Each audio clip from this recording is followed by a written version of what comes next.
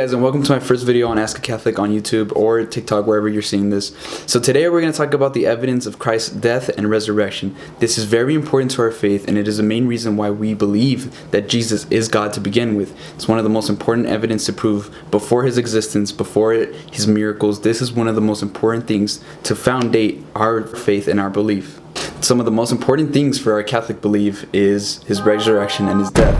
So we have to explain his resurrection and his death. We have to show it by evidence using non-Christian sources. I think it is best not to use Christian sources, so that way the evidence is more viable. It's more seen by atheists, agnostics, whatever other religion you may be. It's not just Catholic, it's not just Christian evidence, but it's beyond Christian evidence. Real, true evidence. So let's get straight into it. In order to be a Catholic or Orthodox or even a Protestant, you must believe Jesus died and resurrected from death. As it says in 1 Corinthians 15-14, and if Christ has not been raised, our preaching is useless and so is your faith. So one of the first things we're going to talk about is his death. And we have to prove it using non-Christian sources. I believe it is best to use non-Christian sources because if you use Christian sources, then atheists, agnostic people, Muslims, any other religion kind of doesn't see it as real evidence for whatever reason they might think of it. Who knows, right? But I'm trying my best not to use Christian sources, but to use other sources of evidence. So let's get straight into it. Let's get straight into proving Jesus' death.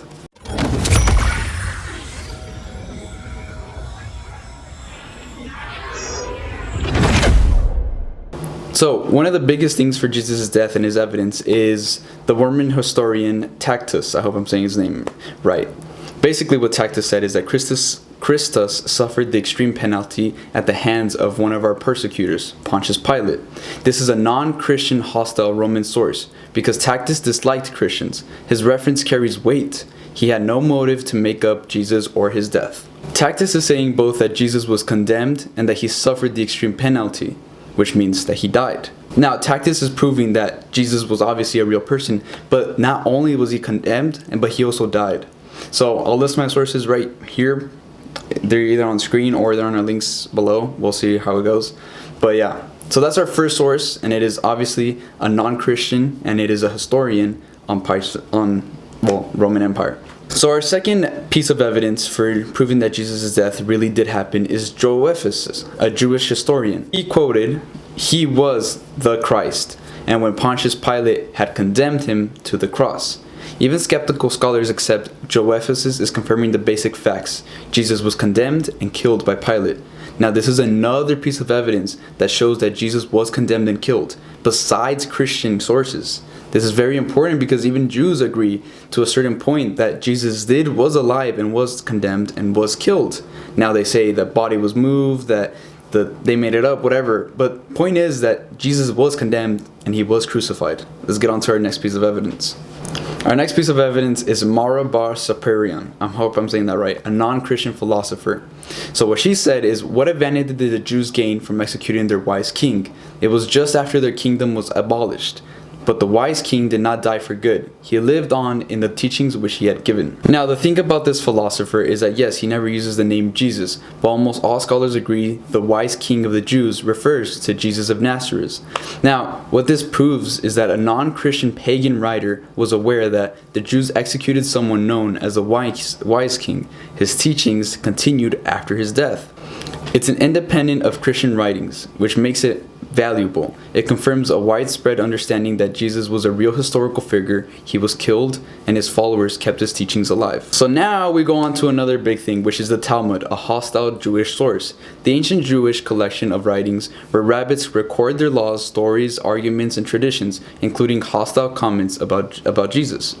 So yeah, this is very important because Jews use this a lot, and they keep their writings kind of like they really conserve their things. So what the Talmud says about Jesus is, on the eve of the Passover, they hung Yeshua. Also another name for Jesus is Yeshua.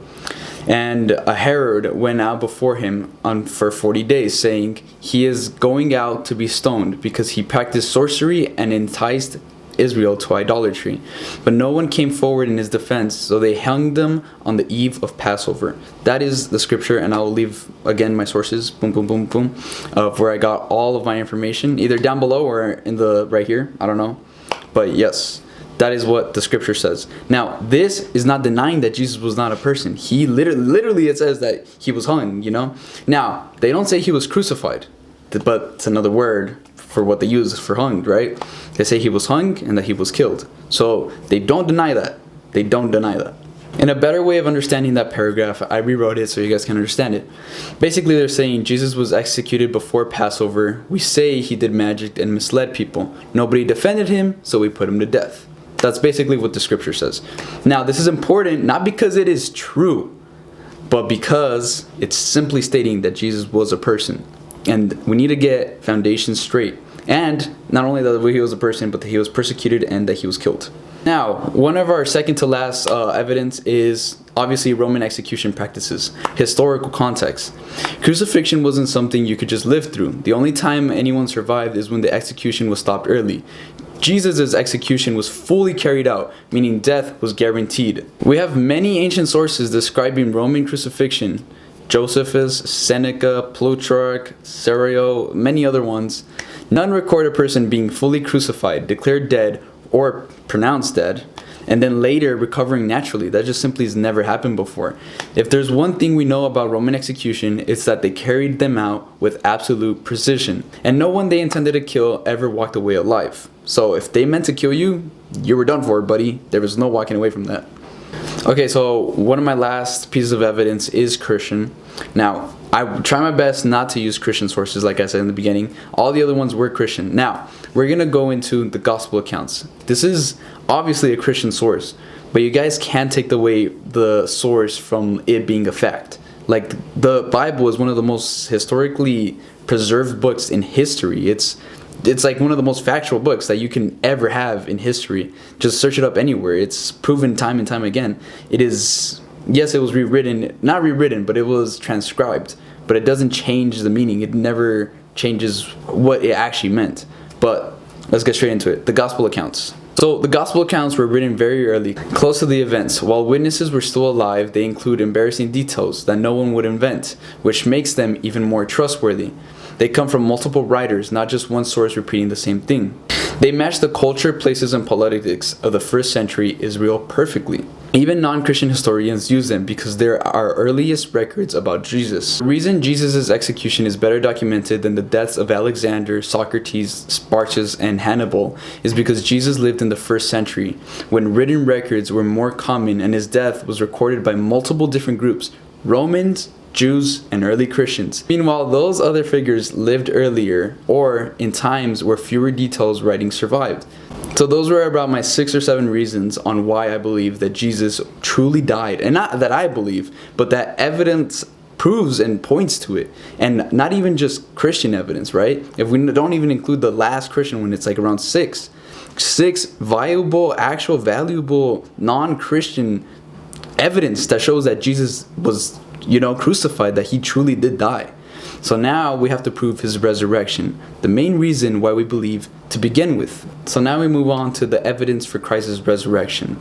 So let's go on to our first point of evidence. Evidence number 1, Jewish and Roman enemies never denied the tomb was empty. So all these following sources explain and prove the same thing, that Jesus' tomb was empty. Now, they're hard to understand in exactly what they mean, but they all lead up to that. And of course, I have my sources down there or up here, I don't know. Michael Grant, a respected historian, concluded that the empty tomb tradition meets the standards normally applied to classical historical evidence. Sources: BAR-SERAPION, an agnostic scholar, agrees the early critics of Christianity did not argue that Jesus' body remained in the tomb, though he himself does not consider the empty tomb traditions historically certain. The later Jewish polemic text Toledot Yeshu, hope I said that right, though written many centuries after the events, contains a hostile tradition in which the body of Jesus was moved. Like I said, they don't deny that the body isn't there anymore. They just think that the body was moved, that it was transferred, that the apostles moved it. But we know the truth. Sources. Okay, so let's move on to our evidence number 2 on why Jesus' resurrection was truly real and why the apostles didn't just make up a story. So many people think the apostles made up the story. Now, for me, I would ask them, what about the woman? the first witnesses of women. So let me explain that evidence. Evidence number 2, women were the first witnesses. Women were not accepted as legal witnesses back then, so their testimony was a hard, low status. If you were making up a story, why would you want to do that? Why would you make up a lie? Why would you make up a lie that doesn't make sense, that doesn't sound like the truth? Doesn't make sense. If the early Christians wanted to invent a convincing story, they would never make a woman as the first people to witness the empty tomb, because it simply was not something that, it didn't make sense. Like, if you're making up a story, you don't want to say it's something that's doesn't seem like real. If you're making up a story, you want to seem like it is real, not something that doesn't seem real. Anyways, evidence number 3, Paul's sudden conversion. Now, Paul used to be a hater towards Christians, used to be a persecutor towards Christians. He was an enemy towards Christians. Then he suddenly flipped and spent the rest of his life preaching Jesus. Now, the question comes down to what changed him. His own answer to this is, I saw the risen Christ. Something dramatic happened to him that made him change his ways like that. Now, people say it's hallucinations, but those theories kind of fail because he wasn't grieving, he wasn't a follower of Christ before, and he wasn't hostile. Enemies don't hallucinate appearances of people they hate, let alone people that they hate and make them want to follow it. If I'm not gonna say somebody's name in World War II, but if I have a genuine hate towards him, why would I hallucinate that he's my God and then follow him? It's got to be supernatural. It's got to be something deeper than that, right? Evidence number 4, the disciples were transformed. Before the disciples saw the resurrection of Christ, they were scared, they were hidden, they were confused, they were denying Jesus just like Peter did 3 times before the crow. But something changed them, that after the resurrection, they were bold, fearless, preaching publicly, willing to die, willing to travel across the world to spread the goodness of the world. You think that just magically changed? You think people make up a story, get scared, and then out of nowhere just get like, oh yeah, you know what? Let's actually do it. Like, who cares? No, especially not that many people. Now, people will die for what they believe is true, like the followers of Jonestown Massacre, who truly believed Jim Jones. But Jim Jones himself didn't die for a belief. He died running from the consequences of a lie he created. The apostles are the opposite. Liars don't endure slow torture, beating, prison, and execution for something that they know they made up. Once again, made up, quote unquote. And the suffering that they faced wasn't a simple punishment. It was brutal. You might think you can handle this, but trust me, when I read this, you're going to be like, holy crap, yeah, I would not die for that. Before you start thinking, yeah, but I would die for a lie. Oh, sure, buddy. Let me show you how bad it was. They were whipped until their skin tore open, dragged out from their homes, locked in filthy prisons, stoned, starved, hunted across nations, and eventually executed in the most violent ways imaginable. No, you can't handle this, especially not back then. It's not as simple as it is today, where it's like, oh, we're going to kill you with an injection, or we're going to tase you to death. Marcus Wheeler, taser, taser, taser. No, that is not how it's gonna happen. They're gonna freaking murder you. Back then, the tortures were horrible. I mean, the legal punishment was something bad. Let me explain to you how bad it was. For example, being beheaded, crucified upside down, which actually did happen. Peter's cross. So those of you Satanists who put your cross upside down, you're actually not going against God. You're just showing Peter's cross. Little fun fact. Well, I actually don't know if that's actually a fun fact. I should probably back check that. But you get what I mean, guys. Or speared through the body. Yet every single apostle held the resurrection under the level of pain, meaning not a single one of them broke or admitted any of the lie. Any of the lie. Made up story. None of them broke it because it was all a lie, right? Like, you're going to tell me, you and a group of friends, and you can imagine any of those 12 people, right? You and those 12 people, you go out, you make a story, make up story, right? Make everybody believe it, and oh my god, I can't even like the amount of you guys all have to be like philosophy scholars and understand everything, like culture and like if this is so made up, like you guys have to be perfectionists, and this is not even the time of knowledge that we have right now. Like it is not simple like search things up. It is read books like this. Like the simple fact of the things that the gospel gets accurate and the things that are beyond our philosophy, even today's philosophy, And you're gonna think that some random 12 people made it, and that they're not gonna be prideful about it, that they're gonna tell you, no, follow Jesus. Like, if I made something like that, I'm gonna be prideful about it. I'm gonna be like, yeah, follow me. Like, they didn't even say follow me, they said follow Jesus. Something to think about. Also, if it was man-made, then I'm also going on a rant here, sorry, but if it was man-made, then why does it go against every man's desire? Everything that we want, it tells us not to want. The world, the money, the riches, the girls, whatever it is, it tells you to go against it. Now you have to think, why is that? Anyways, back to what I was trying to get to in the video. So you have to ask yourself, if they were to do all that for a lie, is it really even a lie to begin with? I don't think so. It's not even that I don't think so, it's that I know so. You know? Nobody's gonna go through that. So let's get through our evidence number 5, the explosive rise of Christianity. So this might seem like not a simple evidence. This might not seem like evidence, but trust me, it is. Let me explain it. The movement begins in Jerusalem, the very place Jesus was buried. If the body was still in the tomb, no one would have followed the disciples. The enemies of Christianity could easily shut the whole thing down by saying, look, here's the body. But they didn't, because they couldn't. Because the body wasn't there anymore. The skull wasn't there. The fragments weren't there. He was gone. He was a goner.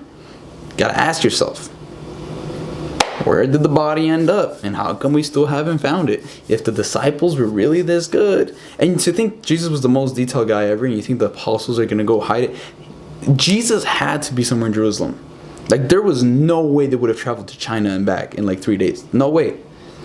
I actually don't know how close China is to Jerusalem, but I just realized that I'm not in the United States. But you get my point. They're not going to travel far in 3 days and come back to Jerusalem. So if you're saying that they hid the body, is just falsifiable. Like, they obviously didn't, and we would have found it by now. Definitely by now, especially with all the stories and everything, especially with all the atheists. Like, we would definitely find the body by now, trust me. So now, guys, we move on to our final last piece of evidence for the resurrection. We already proved his death. Now we got to prove the last piece of evidence for his resurrection. If I haven't already converted you guys, trust, this is my first video, so I don't know how well I'm doing, but trust in the future, if you keep on watching me, you will be converted at some point, because the truth will always lead you to the light, and the light is Jesus Christ. That is true. Evidence number 6, they cannot all be hallucinating at the same time. A lot of people like to use that a lot, that the apostles were hallucinating, that this and that. Like, they were not hallucinating. So hallucinations are private, individual, and eternal experiences. They do not happen to large groups of people, especially not groups of people all at once at the same time. Psychology agrees on these points right here that I'm about to say. 2 people cannot share the same hallucination. A group cannot experience the same detailed vision. Hallucinations don't involve physical interactions, talking or eating, the way that it happened with Jesus Christ. Hallucinations don't appear to enemies or skeptics. Boom! I just exploded your guys' brain. So this is supposed to be a 5-minute video, but I just realized that I've been recording for 20 minutes. Whew, this editing better be fire. Also, I'm the one editing, guys, so if you guys can leave a like, subscribe, very much appreciated. It is 10 at night, and I still gotta do my freaking skincare routine. This is bad. This is freaking bad. Do I mug? Who cares? So yeah, that's the end of this video. Hopefully you guys learned something. Let me know what I can fix in the comments below. Can't fix anything. I'm good. I'm joking. That's my pride talking.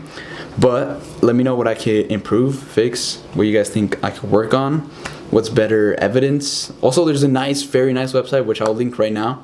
It shows, I just recently saw it. This is not sponsored or anything.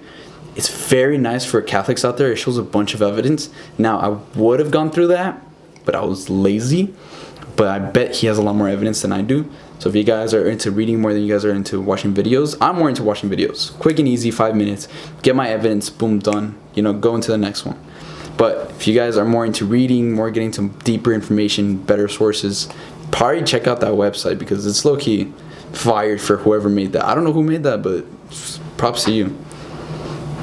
So yeah, guys, this is it. Welcome to Ask a Catholic Evidence for Christ, Part 1. Let's get this thing big, and merchandise is coming in soon, so look out for that. I think I'm gonna do t-shirts, like a little logo. Let me know if you guys want to work with me for the shirts. Let me know. Yeah, that's it. Video number 1. Oh, and Christ loves you guys. All right, stay blessed.